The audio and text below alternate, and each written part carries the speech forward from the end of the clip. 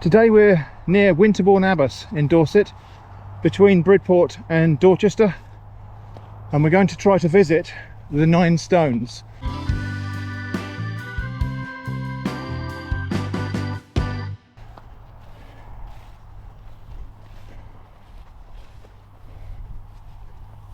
We're on a permissive footpath, which is basically a footpath that the landowner has been kind enough to open up without conferring any specific rights of way.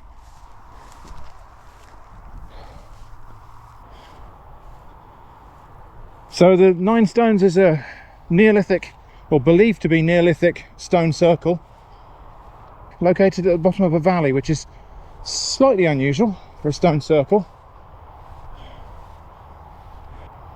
Okay, we might be stuck here because I don't know if the footpath is actually being maintained. There was some work on cables and whatnot in the locality, and I have a feeling the path has fallen into disuse.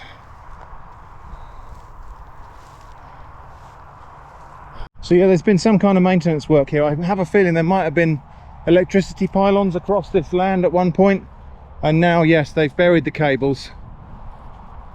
So the footpath has been disrupted by all of that work. However, I am walking on the bit the footpath map says is the footpath, so we'll see what happens when we get to the end of this fence here. Hopefully there'll be a stile or something which will indicate the right way to go. So just notice there is a stile down in that corner there, which I hope indicates the correct path we should be actually on, which is closer to the road than the footpath map shows, but perhaps it's been relocated. Common blue butterfly there. I only found out quite recently that larvae of the common blue are carnivorous.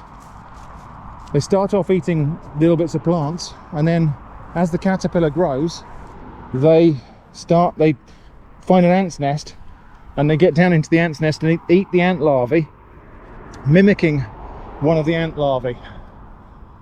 And so yeah, carnivorous caterpillar, which is quite unusual. Anyway, we've just crossed a stile, which does suggest we're on the right path. It looks like there might be a gap in the hedge over there, so that's where I'm heading.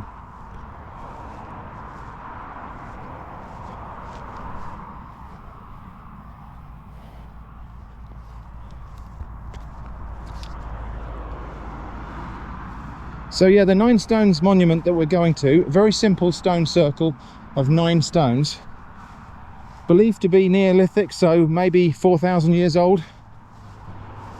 There are 19th century records of the stone circle, so it's not a modern construction. It is believed to be properly ancient. And there was another stone circle about another 500 meters further than we're going. But that was apparently, well, there's no trace of it now, so chances are somebody's taken the stones, or people have taken the stones for construction of cottages and so on in the locality. Yeah, I see a gate. Looks a little bit overgrown with nettles, so that could be fun. So there has been archaeology done here, but very little actual tangible evidence of any reason for the existence of the circle.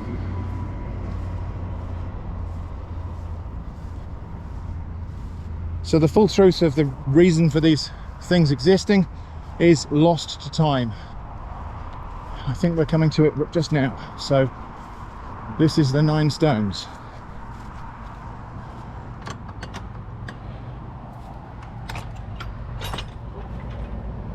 I assume that gate is not meant to be like that. Now we are right next to the A35 here, so we're right next to a main road. But here we are, this is the 9 stones.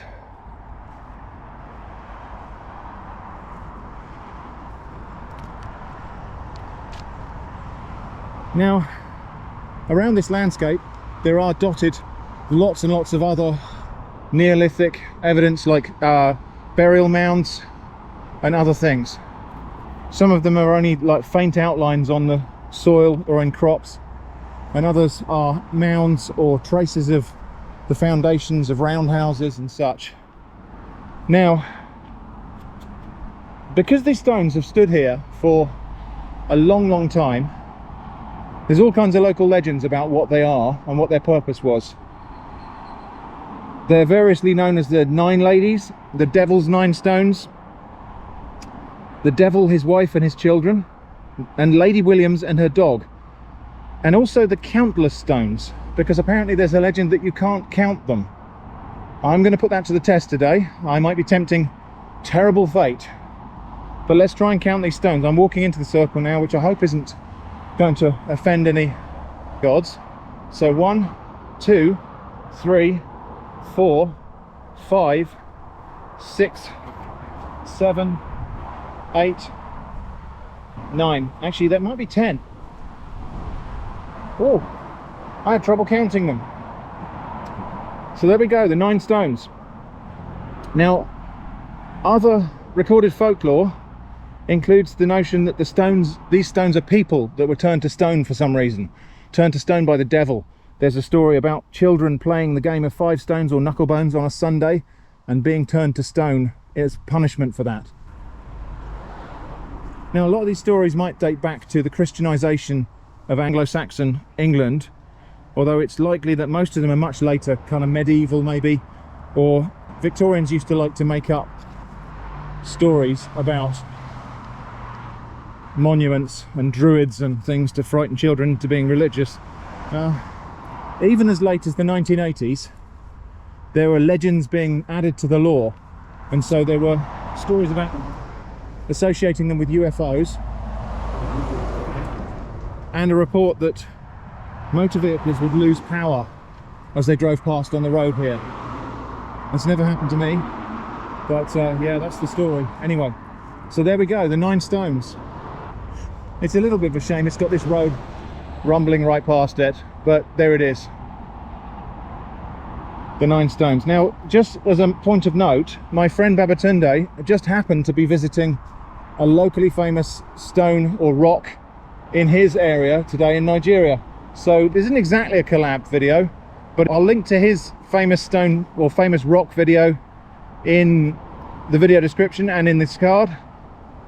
Do check it out. I've not seen his footage yet, except for the thumbnails of the clips, which actually looks really interesting.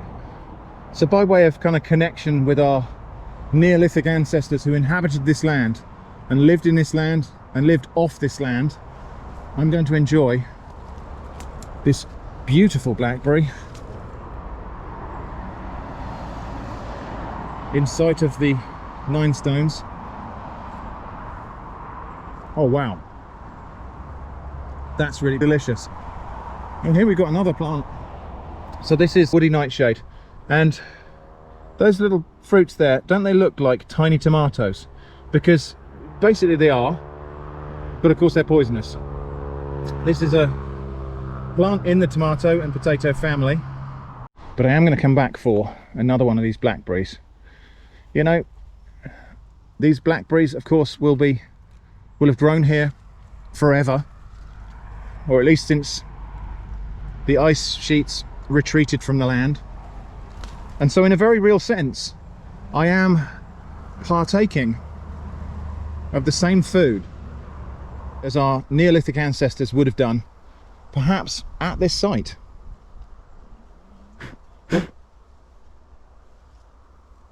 So as I say, purpose of these stones unknown. They may have been part of a tomb, part of a burial site, so there might have been a fully enclosed, covered tomb chamber here, and these stones might have been part of the perimeter of it.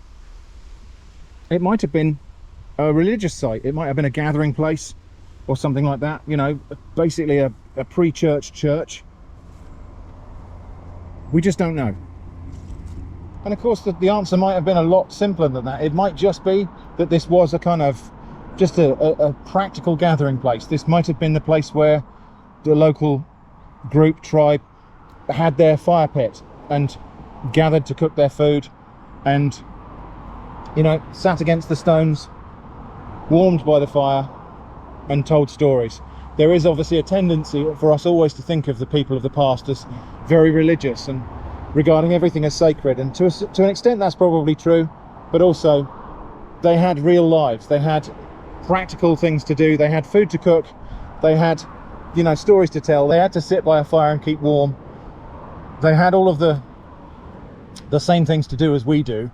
So some of the things that they created might not have been all that religious. They might have been purely practical. They might have been just a place to sit by a fire, be warmed, enjoy food, relatively protected from the elements.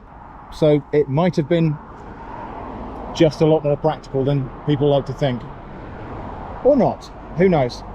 Now I will say, just you might be looking at these stones thinking that's concrete.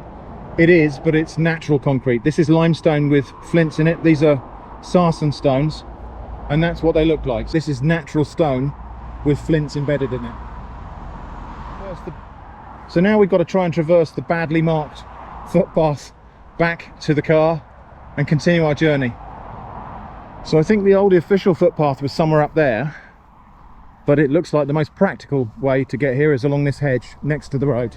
So the fields around here have just been all dug up and worked for this cable works, but here's the evidence of why this location was good for our Neolithic ancestors. Look at all the flint. So these pieces of flint could be worked to make tools, to make knives, arrowheads, spearheads, and so on. I mean, it'd be tempting to look at all these flint chips here and think that this is evidence of flint working, but it's more likely that these got broken up by the engineering works to move the electricity cables underground. You know, the trenching tools and such. I have been keeping my eyes peeled in case we see something that is obviously a Neolithic spearhead or arrowhead or axe. I haven't seen anything, of course. That's the 9 stones.